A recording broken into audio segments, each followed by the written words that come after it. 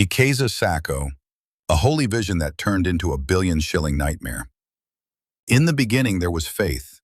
Faith in God and faith in a man of God. David Kariuki Ngari, better known as Bishop Gakuyo, stood before congregations in Thika Maranga and Nairobi preaching not just salvation, but prosperity. And prosperity, he promised, would come through Ekeza Sacco. From the pulpit to primetime TV, Ekeza was sold as a financial ark, built to save ordinary Kenyans from the floodwaters of poverty.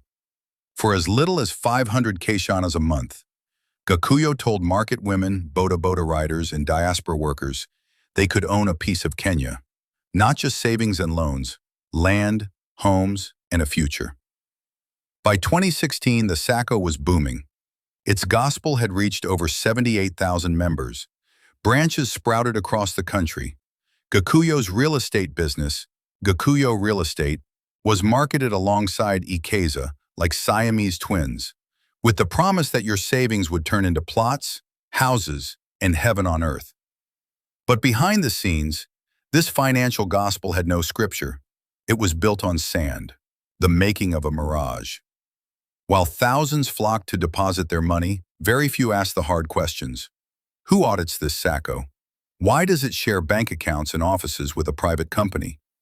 Why does Bishop Gakuyo wear both the spiritual robe and the CEO's suit? From 2015 to 2018, auditors would later reveal more than 1.4 billion was siphoned out of Ekeza's accounts into private hands. The money didn't go to build homes. It went to Gakuyo Real Estate, to private law firms, to fund political ambitions, and to plug bottomless personal debts. The same man who preached against greed was allegedly building an empire on the backs of Kenya's struggling savers. Members began to complain. Withdrawals were delayed. Land titles never arrived. Promised housing units remain foundation stones in the dust. The house comes crashing down. In March 2018, the government finally moved. The Commissioner for Cooperatives deregistered Ekeza Sacco, citing gross violations of the law.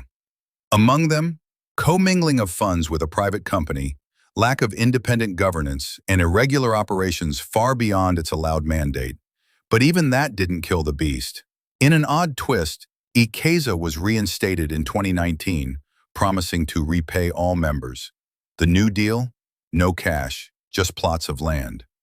Members could choose land parcels in Kabati, Kilimambogo, or other areas, but the process was chaotic.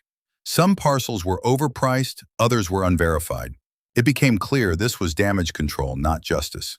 By 2023, Ekeza had refunded roughly 800 million SACCO, still a far cry from the estimated 2.5 billion it had collected.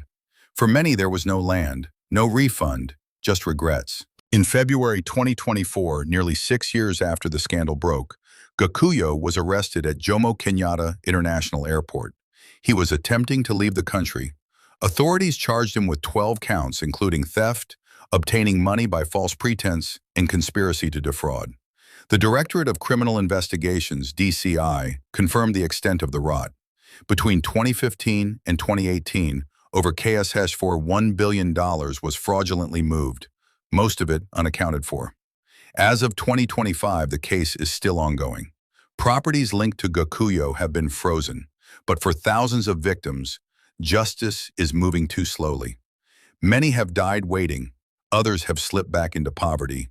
Some simply stopped believing in SACCOs, in systems, in second chances. What went wrong? Ekeza wasn't just a financial failure. It was a spiritual betrayal. People didn't just invest money. They invested trust in a man who used his collar to cover up collusion. Here's what made Ekeza a ticking time bomb. One-man show. Gakuyo ran Ekeza like a personal kiosk. No separation of powers. Gakuyo Real Estate and Ekeza Sacco were treated as one. No transparency. Members didn't receive audited reports. False hope. Religion was used to silence doubt, and boost deposits. Lessons from Ekeza, never again. Number 1. Due diligence is not optional. Before joining any Sacco, confirm it's regulated by SACCO-A and demand audited reports. 2. Business of big personality doesn't equal good governance. 3. Dapperate faith from finance. A pastor is not necessarily a financial expert. 4. Signs delayed withdrawals, overpromises, and vague explanations should raise red flags. Ekeza Sacco started with a vision, economic empowerment for the ordinary Kenyan, but it ended as a cautionary tale about greed, blind faith, and the cost of silence. The dream of affordable housing was reduced to lawsuits and lost savings.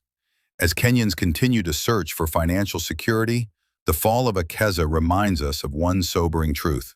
Trust is earned with transparency, not titles.